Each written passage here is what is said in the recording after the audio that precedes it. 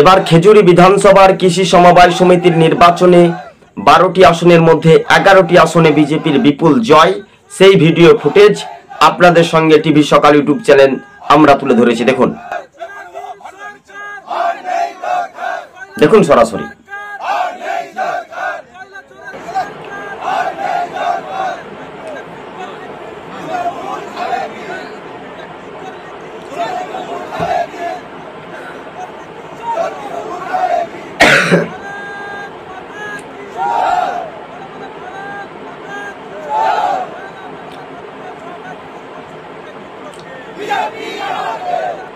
আজকের আমাদের খেজুরি 1 নম্বর ব্লকের কামারদা এবং কলাগাছিয়া অঞ্চলের